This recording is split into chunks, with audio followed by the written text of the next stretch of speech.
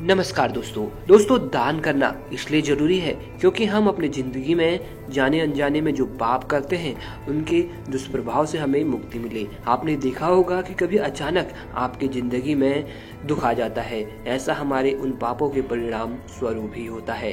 तभी तो कहा गया है कि मनुष्य को अच्छे और बुरे कर्म का फल इसी जिंदगी में मिलता है और इन पापों के दुष्परिणाम को कम करने के लिए जो सबसे उत्तम मार्ग शास्त्रों में बताया गया है वह दान है। परंतु क्या आपने कभी सोचा है कि आप जो दान कर रहे हैं क्या उसका फल आपको अच्छा ही मिलेगा?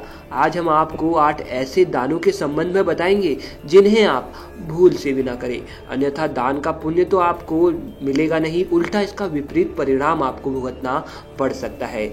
अक्सर क्या होता है कि कुछ खाने की वस्तु जो बासी हो जाती है परंतु हमें लगता है कि ये अभी भी खाने लायक है और हम उसे गाय को दे देते हैं या फिर हम घर पर आए किसी गरीब को, जो कि सही नहीं है। शास्त्रों में बासी खाने का दान महापाप बताया गया है। बासी खाने के दान से हमें पुण्य नहीं पाप की प्राप्ति होती है। बासी खाने का दान आपके परिवार में बीमारी लेकर आता है। यहाँ तक कि विज्ञान ने भी इस तर्क को बिल्कुल सही बताया है। दरअसल दोस्तों ऐसा माना जाता है कि खाने की चीजें लगभग 2 घंटे के बाद से ही बासी होने लगती है और उनमें बैक्टीरिया पनपने लगता है जो बाद में फूड पॉइजन का काम करता है। ऐसे में आप यदि किसी को भी बासी खाना दान कर रहे हो तो आप उनका भला नहीं उन्हें नुकसान पहुंचा रहे हैं। इसलिए बासी खाना कभी दान ना करें। झाड़ू का दान करना भी शास्त्रों में मनाही है। अक्सर लोग मंदिर में झाड़ू का दान कर देते हैं ताकि उस मंदिर में साफ सफाई का प्रबंध सही रहे, परंतु इसकी जगह आप झाड़ू खरीदने के लिए मंदिर के पुजारी को धन दे दें तो बहुत ज्यादा सही रहेगा। इसके अलावा कभी अपने घर का झाड़ू किसी पड़ोसी या अन्य व्यक्ति को प्रयोग करने के लिए ना दे, भले ही कुछ मिनटों के लिए ही सही वो आपसे झाड़ू मांगे तो ऐसा ना करें। ऐसा इसलिए दोस्तों क्योंकि शास्त्रों में झाड़ू को घर की लक्ष्मी की उपाधि दी गई है। जब हम झाड़ू को दान करते हैं तो हम अपने घर की लक्ष्मी दूसरे व्यक्ति को सौंप रहे हैं, ऐसा माना जाता है, जिस कारण आपको धन की कमी और गरीबी का सामना करना पड़ता है क्योंकि आपके घर की लक्ष्मी तो किसी और की हो चुकी है। इसलिए भूल से भी कभी झाड़ू का दान आप ना करें। स्टील के बर्तनों का दान करना शास्त्रों में वर्जित है। इसके जगह आप कांच के बर्तन दान कर सकते हैं। स्टील के बर्तनों का दान आपके सम्मान इज्जत में कमी लाता है क्योंकि यह अनेक धातुओं के मिश्रण से बना होता है जिनमें कुछ अशुद्ध धातुएं भी सम्मिलित होती हैं जिन्हें दान के कार्यों में सम्मिलित नहीं किया जा सकता। यह आपके कुंडली में सूर्य की स्थिति को भी प्रभावित करता है जो कि आपके लिए अपयश यानी कि आपके सम्मान में कमी लाता है। इसलिए भूल से भी स्टील के बर्तनों का दान आप ना करें।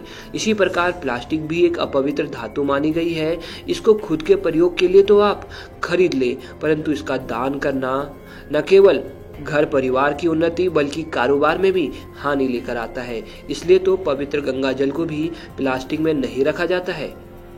शिक्षा जैसे संबंधित सामान जैसे कॉपी, किताब तथा धार्मिक ग्रंथों का दान यदि आप करते हैं तो बहुत ही पुण्यदायी माना गया है, परंतु अगर यह बहुत ही पुरानी एवं जर्जर स्थिति में हो, जैसे कि इसके कुछ पेज फटे हो, तो उस स्थिति में यदि आप इन चीजों का दान करें तो आपके ज्ञान का क्षय होता है, यानी यह आपके बुद्धि को कम करता है तथा माता सरस्वती का भी ऐसा करने से अपमान माना जाता है क्योंकि दोस्तों आप दूसरे व्यक्ति को आधा अधूरा ज्ञान प्रदान करवा रहे हैं। तेल का दान करने से शनि की स्थिति आपकी कुंडली में सही होती है तथा यदि शनि की कोई बुरी दशा आप पर चल रही हो तो उससे भी छुटकारा मिलता है। परंतु वहीं यदि आप खराब तेल या फिर ऐसा तेल जिसका आप प्रयोग कर रहे हो उसे आप दान में दे रहे हो तो ऐसे तेल का दान शास्त्रों में वर्जित है। अक्सर घर की स्त्रियां जो घर में खाना बनाने के लिए अपने तेल खरीदती हैं वह तेल से वो खाना भी बना रही होती है और अन्य पकवानों में यूज कर रही होती है और उसी तेल को अगर वो दान कर दे तो यह अशुभ माना जाता है क्योंकि इससे शनिदेव क्रोधित होते हैं और आपके घर में क्लेश लड़ाई झगड़े का यह मुख्य कारण बनती है।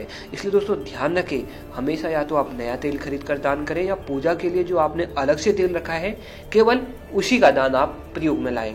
तो दोस्तों अगर आपको जानकारी पसंद आई होगी तो प्लीज़ इस चैनल को अवश्य सब्सक्राइब करें। अभी के लिए इतना ही दोस्तों, धन्यवाद।